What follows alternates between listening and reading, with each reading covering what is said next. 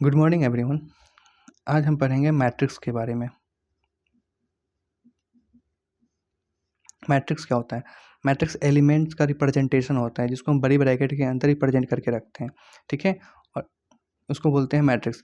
Matrix कभी भी कोई वैल्यू देता नहीं है, बस वो रिप्रेजेंटेशन होता है एलिमेंट्स का। जैसे कि इसको रिप्रेजेंट करने का तरीका है कि कोई मैट्रिक्स अगर ए है, मैट्रिक्स ए है, तो बोलेंगे ए आई जे एम क्रॉस एन।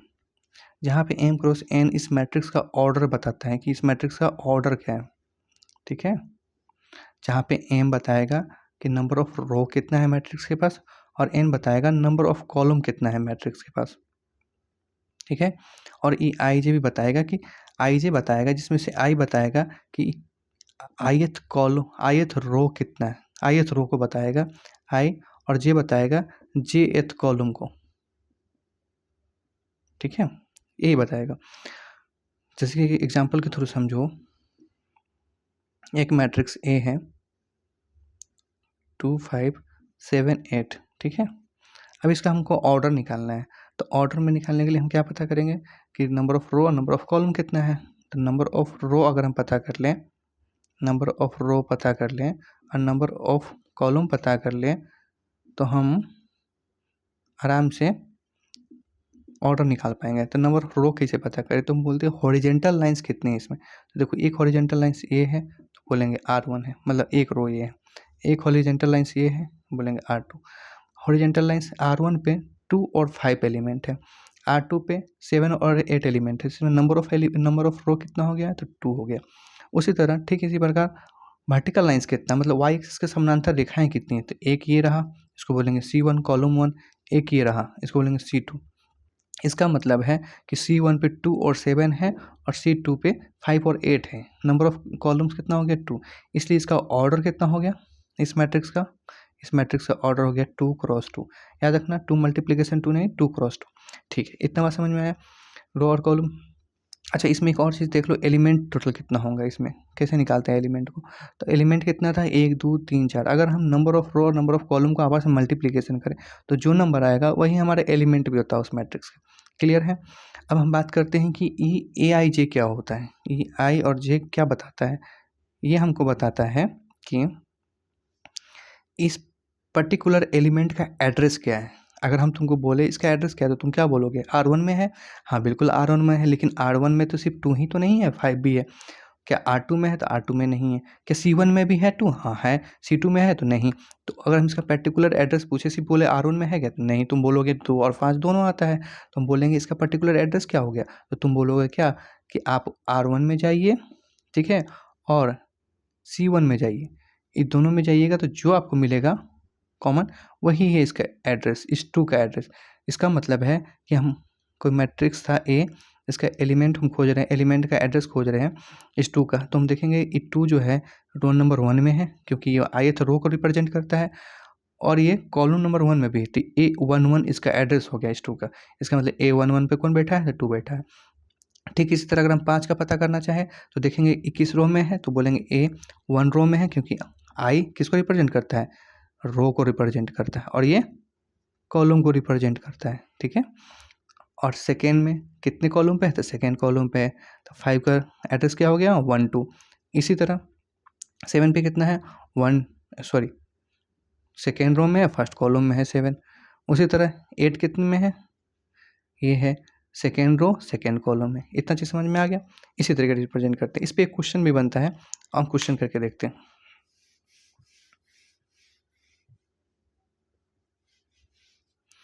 एक क्वेश्चन होगा कि कोई मैट्रिक्स ए है, ए आई जे, ये है 2 क्रॉस 2 का, और कंडीशन दे दिया है कि ए आई जे जो है आई प्लस जे डिवाइड बाई 2 होगा, ठीक है। तो पहले तो बात हमको कंस्ट्रक्ट करने के लिए क्या करना पड़ेगा, देखना पड़ेगा कि मैट्रिक्स ए जो है उसमें कितने एलिमेंट हैं। तो बोले 4 एलिमेंट हैं, 2 क्रॉस 2 करके 4। तो नंबर ऑफ रो कितना है, तो 2। तो देखो एक रो 2 रो हो गया। कॉलम कितना है, तो एक कॉलम ये हो गया, एक कॉलम ये हो गया। 4 2 कॉलम हो गया, 2 रो हो गया, टोटल एलिमेंट 4 बैठ गया। ये कितना है, तो A11 होता है, पहला रो पहला कॉलम। ये पहला रो सेकेंड कॉलम, ये सेकेंड रो पहला कॉलम, ये सेकेंड रो सेकेंड कॉलम। हम बात करते हैं A11 का वैल्यू निकालने के लिए, तो बोलता है ई आई को रिप्रेजेंट किया, ई जे को रिप्रेजेंट किया। यहाँ कंडीशन बोला हुआ है कि आई और जे डिवाइड बाई 2 करना है, तो आई का वैल्यू 1 और जे का भी वैल्यू 1 डिवाइड बाई 2, इसका मतलब वैल्यू 1, A11 का वैल्यू 1 आ गया। इसी तरह हम A12 का निकालेंगे तो 1 + 2 डिवाइड बाई 2 3/2 आएगा। A21 का निकालेंगे, इसका भी 3/2 आएगा। A22 का निकालेंगे, इसका 2 आएगा।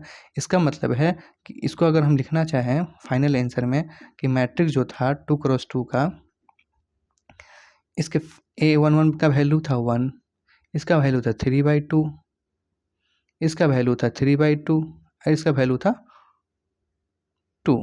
ठीक है, ये तुम्हारा फाइनल आंसर मिल गया हमारा मैट्रिक्स का। ये एलिमेंट सब है, इस तरीके से रिप्रेजेंट। क्लियर है, ये समझ में आया? मैट्रिक्स हो गया। अब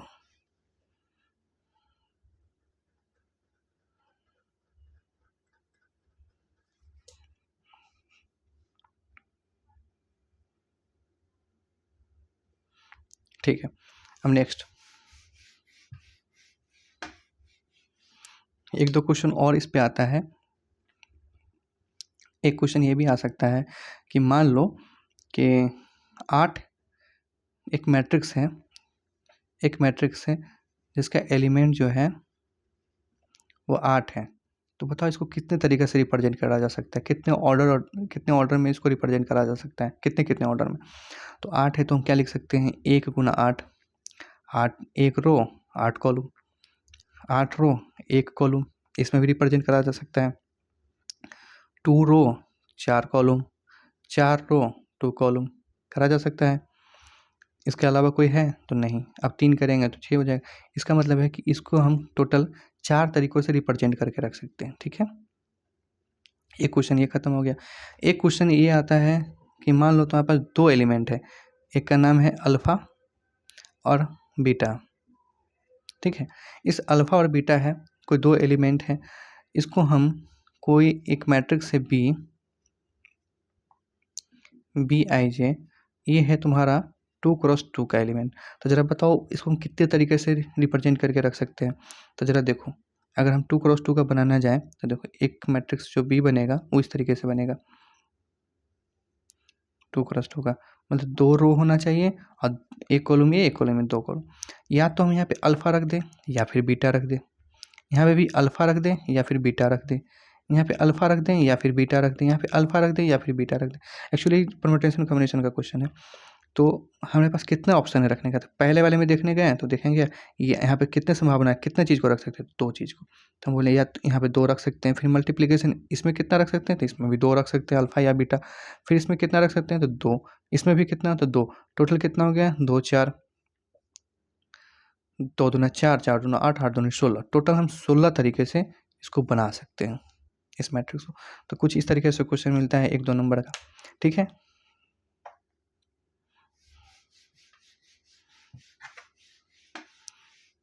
अब हम बात करते हैं मैट्रिक्स के टाइप्स के, कितने टाइप्स के हैं।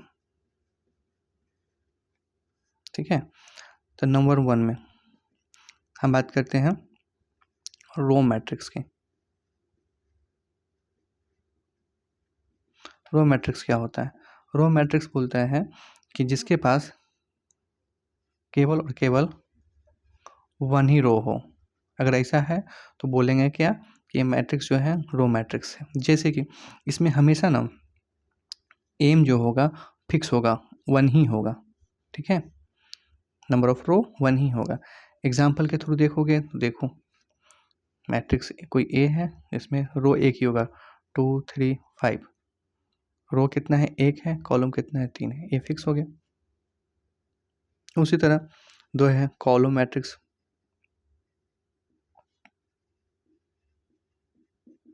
कॉलम मैट्रिक्स क्या होता है, जिसके पास सिमिलरली ओनली 1 कॉलम हो।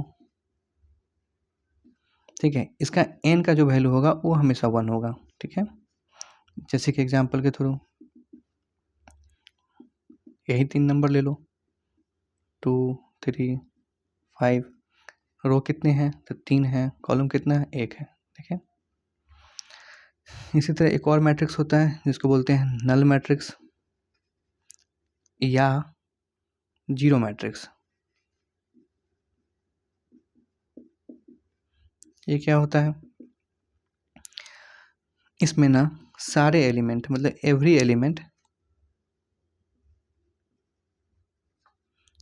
एलिमेंट किसके, मैट्रिक्स के सारे एलिमेंट क्या होंगे, जीरो होंगे, तो उसको हम बोलेंगे नल मैट्रिक्स या जीरो मैट्रिक्स। जैसे कि 2 क्रॉस 2 का बनाना है तो देखो 0 0 0 0, ये पूरा नल मैट्रिक्स है। अच्छा, यहाँ ध्यान देने वाली बात है, कोई मैट्रिक्स अगर बी है और इस मैट्रिक्स को बी में से घटाएंगे तो आंसर जीरो नहीं आएगा, ये सॉलिड जीरो आएगा। मतलब ये नंबर जीरो नहीं है, ये नल मैट्रिक्स देगा। ठीक है, ना ना कि बोल देना है कि आंसर जीरो आएगा, जैसे कि 2 में से 2 घटाएं तो आंसर जीरो आए, ऐसा नहीं होगा। यहाँ पे होगा कि मैट्रिक्स बी है और मैट्रिक्स बी में से घटाओगे तो नल मैट्रिक्स मिलेगा, जिसको सॉलिड जीरो बोलेंगे कि नल मैट्रिक्स मिलेगा, ना कि जीरो मिलेगा। ठीक है, ये तो गड़बड़ हो जाएगा, सिनेरियो गड़बड़ हो जाएगा। इसके बाद है, अब इम्पोर्टेंट आ गया। अब सबसे इम्पोर्टेंट है स्क्वायर मैट्रिक्स के बारे में। हम सबको इरेज करते हैं स्क्वायर मैट्रिक्स, कोशिश करेंगे इसी पे पूरा बना ले। ठीक है, इतना समझ में आया।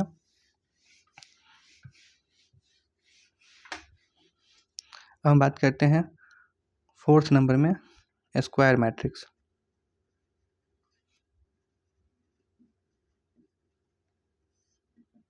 ये इम्पोर्टेंट है। स्क्वायर मैट्रिक्स क्या होता है, वैसा मैट्रिक्स जिसका रो और कॉलम आपस में बराबर हो जाए उसको बोलेंगे स्क्वायर मैट्रिक्स। मतलब कि रो और कॉलम आपस में बराबर हो जाए उसको बोलेंगे स्क्वायर मैट्रिक्स। एग्जाम्पल में देखो, मैट्रिक्स कोई ए है तो 2 3 5 6, 2 क्रॉस 2 दोनों बराबर हैं।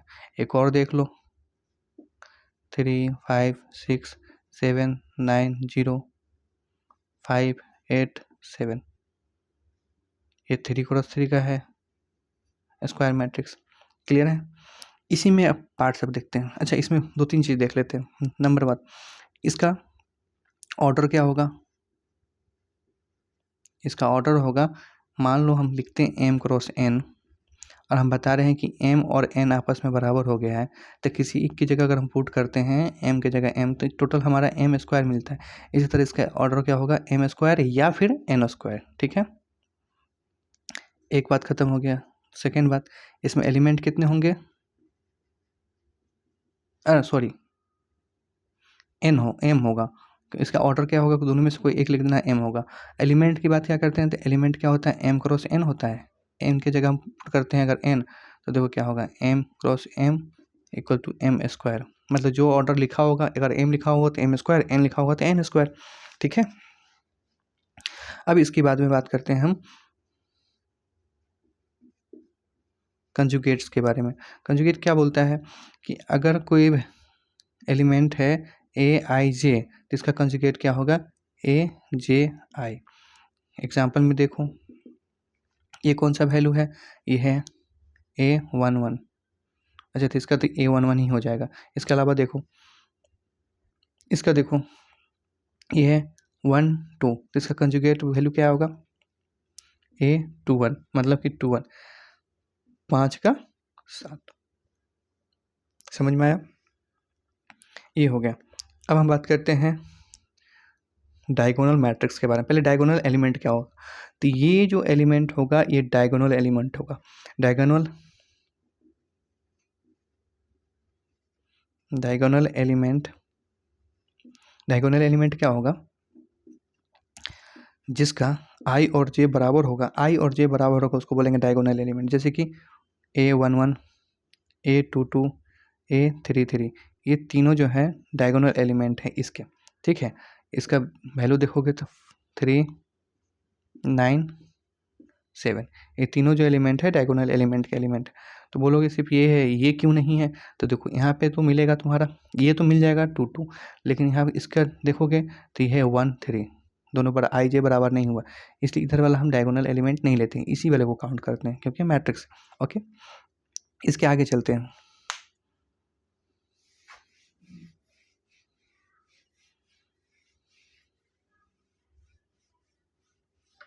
अब हम बात करते हैं इसी में नंबर 1 में डायगोनल मैट्रिक्स के बारे में, स्क्वायर मैट्रिक्स के अंदर ही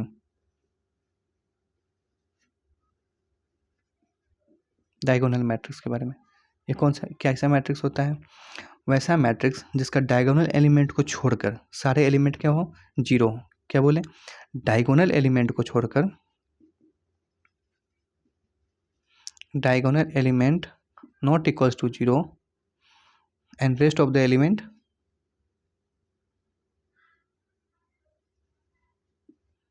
नॉट इक्वल्स टू जीरो और रेस्ट ऑफ द एलिमेंट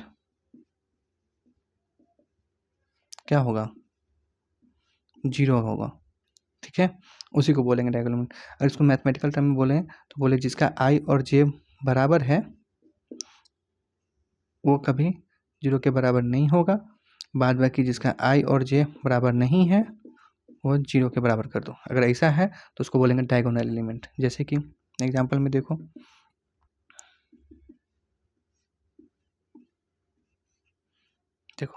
हम बोलते हैं मान लो 2 3x3 का बनाने जा रहे हैं, एक रो, 2 रो, 3 रो, 3 रो ये हो गया, 3 कॉलम, 1 कॉलम, 2 कॉलम, 3 कॉलम। ठीक है, यहाँ पे देखेंगे तो बोलेंगे डायगोनल एलिमेंट ये है, तो इसको छोड़कर, तो इसको मान लो 2 है, 5 है, 7 है, बाद बाकी सब जीरो। अगर ऐसा है तो बोलेंगे कौन सा है, डायगोनल मैट्रिक्स है। ठीक है, इसी में 2 चीज़ आता है। अगर मान लो कोई डायगोनल मैट्रिक्स है, डायगोनल स्क्वायर मैट्रिक्स, वैसा स्क्वायर, अच्छा ये स्क्वायर मैट्रिक्स की बात कर रहे हैं, वैसा स्क्वायर मैट्रिक्स जिसका डायगोनल एलिमेंट जीरो ना हो, बाद बाकी सारे एलिमेंट जीरो हो। क्लियर है, तभी यहाँ पे स्क्वायर मैट्रिक्स का यूज किए। इसके बाद आता है अपर ट्राइंगल और लोअर ट्राइंगल। डायगोनल एलिमेंट के जो ऊपर वाला पार्ट है, ये वाला पार्ट, डायगोनल मैट्रिक्स के डायगोनल एलिमेंट का जो अपर वाला पार्ट है उसको बोल देते हैं अपर ट्राइंगल मैट्रिक्स। जो नीचे वाला पार्ट है, ये देखो डायगोनल एलिमेंट ये रहा, इसके नीचे वाला पार्ट देखो ये रहा, इसको बोलते हैं लोअर ट्रायंगल मैट्रिक्स। अच्छा, इसमें क्या होगा ना, आई का वैल्यू हमेशा छोटा होगा जे से। देख लो, अगर इसका वैल्यू देखोगे तो ई, इसका एड्रेस देखोगे A12 है, 2 बड़ा है। इसमें क्या होगा ना, इसका जस्ट उल्टा होगा, आई बड़ा होगा जे से। ठीक है, इसका देखोगे तो देखो ये A31, 3 बड़ा हो गया, 1 छोटा हो गया। क्लियर है, तो हम इसमें 2 चीज़ पढ़ लिए, अपर ट्रायंगल मैट्रिक्स और अपर ट्रायंगल मैट्रिक्स। अपर ट्रायंगल मैट्रिक्स में क्या होगा, अच्छा अपर ट्रायंगल मैट्रिक्स वो होता है, लोअर ट्रायंगल मैट्रिक्स ये होता है। ठीक है, अपर ट्रायंगल मैट्रिक्स अगर देखा जाए तो किसे बोलेंगे, तो बोलेंगे अपर ट्रायंगल मैट्रिक्स में, इसमें तो दोनों जीरो है ना, लेकिन दोनों जीरो नहीं होगा। अपर ट्रायंगल मैट्रिक्स में होगा कि अपर ट्रायंगल मैट्रिक्स में बोलेंगे कि जिसका आई और ये वाला कंडीशन, मतलब इसे सोचो ना, अपर ट्रायंगल मैट्रिक्स बोल रहे हैं तो लोअर ट्रायंगल मैट्रिक्स जो होगा, लोअर ट्रायंगल मैट्रिक्स का सारा एलिमेंट क्या होगा, जीरो होगा। मतलब डायगोनल के नीचे वाला सारे एलिमेंट जीरो होगा। ठीक है, और अगर हम लोअर ट्रायंगल मैट्रिक्स की बात करें तो इसमें हम बात करेंगे कि अपर ट्रायंगल मैट्रिक्स के सारे एलिमेंट क्या होंगे, जीरो होंगे। अगर ऐसा होगा तो बोलेंगे लोअर ट्रायंगल मैट्रिक्स, अपर ट्रायंगल मैट्रिक्स। मैथमेटिकल टर्म में अगर जाया जाए तो बोलेंगे जहाँ पे आई ग्रेटर लेस देन जे है वो सारा एलिमेंट जीरो के बराबर नहीं हो, और एंड जहाँ पे ऐसा नहीं है, इसका मतलब आई बड़ा है और जे बड़ा है, जे आई जे से बड़ा है, उसका सारा एलिमेंट जीरो के बराबर हो। ठीक है, एग्जाम्पल देखना चाहते हो तो ये रहा एग्जाम्पल, मान लो 2x2 का ही ले लो, तो हम क्या बोले, डायगोनल एलिमेंट्स 3 2, इसको छोड़ दो। अपर की बात कर रहे हैं तो अपर का नहीं होगा, अपर का जीरो नहीं होगा, नीचे वाला का जीरो हो जाएगा। ठीक है, इसी तरह अगर इसके बात करा जाए मैथमेटिकल टर्म में तो आई और जे, आई ग्रेटर देन जे जहाँ होगा नॉट इक्वल टू जीरो होगा, और जहाँ पे ये नहीं होगा वहाँ पे जीरो के बराबर होगा। एग्जाम्पल देखो तो फिर से ले लो, कोई 2x2 का ही ले लो, इस बार भी 3 2 ले लो। अब बात करते हैं लोअर ट्रायंगल बोले हैं तो अपर का जीरो होगा, नीचे का जीरो नहीं होगा। ठीक है, कोई और एग्जाम्पल, अच्छा UTM अपर ट्रायंगल मैट्रिक्स और लोअर ट्रायंगल मैट्रिक्स में एलिमेंट कितने होंगे, नंबर ऑफ एलिमेंट कितने होंगे। हम स्क्वायर मैट्रिक्स की बात कर रहे हैं, सब में स्क्वायर मैट्रिक्स कहीं अंदर सारा आ रहा है। तो जरा देखो नंबर ऑफ टोटल एलिमेंट्स कितने हैं, यहाँ पे देख के जरा बताओ नंबर ऑफ टोटल एलिमेंट्स कितने होंगे। तो बोलेंगे एन स्क्वायर या फिर एम स्क्वायर। कितना ई डायगोनल में है, तो रो नंबर ऑफ रो या नंबर ऑफ कॉलम। तो मान लेते हैं एम था नंबर ऑफ रो या number of column, divide by 2, क्योंकि दो पार्ट में बांट रहे हैं। ऐसा करने से नंबर ऑफ एलिमेंट निकल जाएगा। जैसे कि अब एग्जांपल में देख लो, यहीं पे देख लो नंबर ऑफ एम कितना था, यहाँ पे 3 था, तो 3 के स्क्वायर 9, माइनस कितना घटाना है, नंबर ऑफ रो घटाना है या कॉलम घटाना है, नंबर ऑफ रो और नंबर ऑफ कॉलम है, 3 घटाओ डिवाइड बाई 2 करो। अपर या लोअर दोनों के लिए बात कर रहे हैं, तो आ जाएगा 6 डिवाइड बाई 2, इसका मतलब 3। तुम ठीक से देखो तो 1 2 3 या फिर 1 2 3 दोनों के लिए नंबर ऑफ एलिमेंट निकल गया। समझ में आया, ठीक है। इसकी बात करते हैं अपन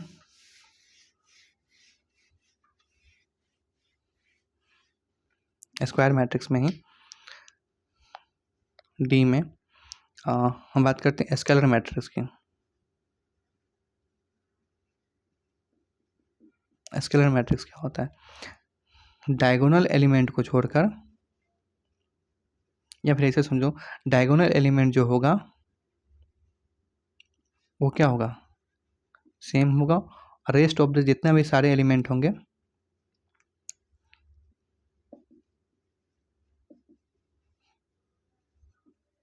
रेस्ट ऑफ द एलिमेंट जो होगा वो 0 के बराबर होगा, ठीक है। जैसे कि डायगोनल एलिमेंट को छोड़कर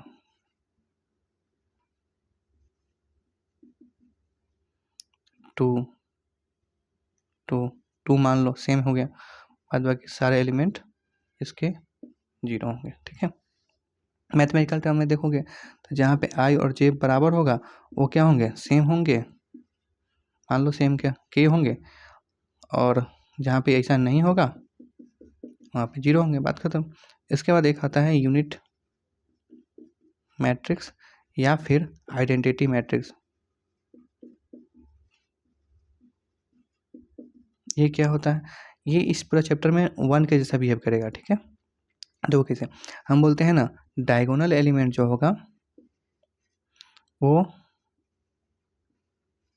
1 होगा, ठीक है, और रेस्ट ऑफ द जो एलिमेंट होगा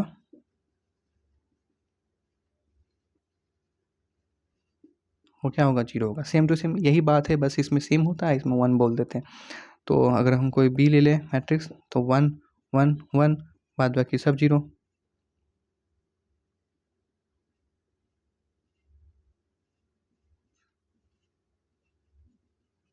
ठीक है। ये इसमें ना 1 के जैसा बिहेव करता है। जैसे कि देखो अगर हम किसी में, अच्छा इसको रिप्रेजेंट करते हैं हम आई से, अगर हम कर दें आई तो जरा देखो इसका वैल्यू ए आएगा। कोई मैट्रिक्स ए था उसमें अगर आई से मल्टीप्लिकेशन करें तो आई आगे आगे पढ़ेंगे, लेकिन अभी बता देते। ठीक उसी तरह ए मल्टीप्लिकेशन अगर 1 करें तो ए ही आएगा। इसी तरह एक आई के जैसा बिहेव करता है। इतना बात समझ में आ गया, ये था मैट्रिक्स का प्रकार, क्लियर। अब कुछ एग्जाम्पल से समझते हैं, उसी में समझ में आ जाएगा कौन कौन सा मैट्रिक्स है। हम एक एग्जाम्पल लेते हैं, हम बात करते हैं एक मैट्रिक्स ए है,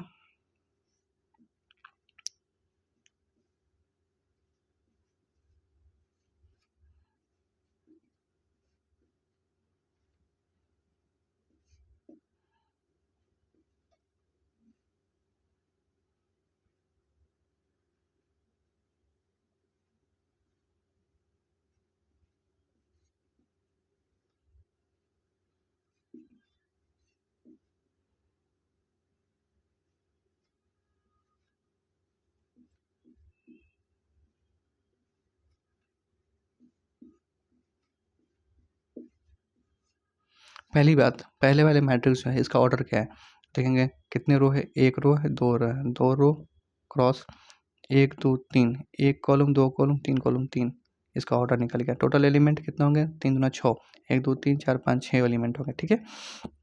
क्या हम बोले स्क्वायर मैट्रिक्स है, तो नहीं, ये स्क्वायर मैट्रिक्स नहीं है, क्योंकि number of row number of column बराबर नहीं है, क्योंकि नंबर ऑफ रो और नंबर ऑफ कॉलम बराबर नहीं है, ठीक है। अच्छा ये बात हो गया। इसमें कितने हैं तो देखेंगे 3 रो और 3 कॉलम, इसका मतलब है क्या स्क्वायर मैट्रिक्स है? तो जी हाँ, ये स्क्वायर मैट्रिक्स है, क्योंकि यहाँ पे number of row number of column बराबर है और कितना है? 3 है। ठीक है, ये भी समझ में आ गया। ठीक है, इस पर अपर ट्रायंगल मैट्रिक्स कौन सा हो गया? तो अपर ट्रायंगल मैट्रिक्स ये हो गया। लोअर ट्रायंगल मैट्रिक्स, तो लोअर ट्रायंगल मैट्रिक्स ये हो गया। ठीक है, अच्छा, इसमें नंबर ऑफ एलिमेंट्स कितना होंगे? तो बोले 3 का स्क्वायर, n का स्क्वायर या फिर m का स्क्वायर, तो 9, 1 2 3 4 5 6 7 8 9 खत्म। क्या स्क्वायर मैट्रिक्स है? तो हाँ है, 3x3 का है, स्क्वायर मैट्रिक्स है। क्या यह स्केलर मैट्रिक्स है? तो हाँ, यह स्केलर मैट्रिक्स है।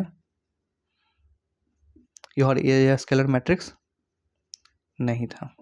ठीक है, क्योंकि नंबर ऑफ सेम नहीं था, और इस पे सेम भी था तो नंबर ऑफ एलिमेंट्स 0 नहीं थे सारे, लेकिन इसमें सारे 0 हैं। ये क्यों नहीं था? तो इसमें बोलेंगे डायगोनल एलिमेंट्स तो सेम था, बट क्या थे? रेस्ट ऑफ द एलिमेंट थे वो 0 नहीं थे। इसमें हैं 0 रेस्ट ऑफ द एलिमेंट। ठीक है, इतना बस समझ में आ गया। ठीक,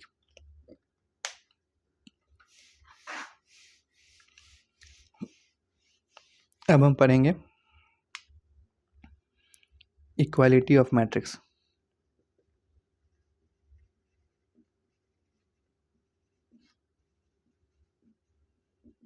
इक्वालिटी ऑफ मैट्रिक्स क्या होता है? अगर कोई मैट्रिक्स ए और बी बराबर है, इसका मतलब है इन दोनों का ऑर्डर जो होगा वो भी सेम होगा, और क्रॉसपेंडिंग जो एलिमेंट होंगे वो भी सेम होंगे। ठीक है, फॉर एग्जांपल अगर हम ए कोई कंस्ट्रक्ट करते हैं, ए बी ए डी, मान लो A0 2 5, तो बी का भी जो ये देखो 2x2 का है, तो बी भी जो बनाएंगे वो भी 2x2 का ही होगा, मतलब number of row 2, number of column भी 2। यहाँ पे भी ए होगा, यहाँ 0 होगा, यहाँ 5 होगा, यहाँ पे 2 होगा, तभी ये दोनों मैट्रिक्स आपस में बराबर होंगे। ठीक है, इस पे क्वेश्चन भी आता है, जैसे कि एक क्वेश्चन देख लेते हैं। बोलता है क्या है कि कोई मैट्रिक्स ए है, वो है x+2, ठीक है, प्लस में जेड। अच्छा चलो x+3 प्लस में जेड, नहीं तो 2 और जेड समझ नहीं आएगा, और ये जेड है। ठीक है, यहाँ पे 1 है, यहाँ पे 0 है। अब बात करते हैं जो बी है, वो बोलता है ये 1 है, ये 1 है, ठीक है, और ये सी है, और ये 5 है, और कंडीशन दे दिया कि दोनों मैट्रिक्स आपस में बराबर है, इक्वल है। तो एक्स जेड एंड सी का वैल्यू क्या होगा? तो ज़रा देखो, हम बोले कि ये जिसका जो A11 होगा, जो x+3 प्लस में जेड है, वो बराबर होगा इस एलिमेंट के 1 के। इसका मतलब है कि यहाँ से x+3, मतलब कि यहाँ से x प्लस जेड का वैल्यू 1 माइनस का 3 इक्वल टू माइनस का 2 आया, और A22 का जो वैल्यू है यहाँ भी 1 है, तो यहाँ भी 1 है, चलेगा। A21 का जो वैल्यू है, यहाँ पे जेड है तो यहाँ पे 5 है, इसका मतलब जेड का वैल्यू 5 हो गया, जेड इसमें पुट करेंगे।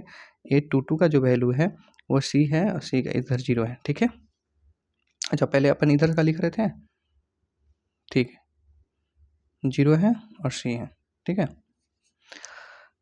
अब बात करते हैं, ये क्या था, 1 है। ठीक है, अब बात करते हैं यहाँ पे जेड का वैल्यू 5 हो गया, सी का वैल्यू 0 हो गया, और इसमें अगर हम पुट कर दें तो x प्लस जेड का वैल्यू माइनस का 2 है, तो x माइनस का 2 माइनस का जेड, x का वैल्यू माइनस का 2 माइनस जेड का वैल्यू 5, x का वैल्यू माइनस का 7, निकल गया सारा वैल्यू। इस तरीके से छोटे छोटे क्वेश्चन बनते हैं, जिसको हम लोग करेंगे आगे।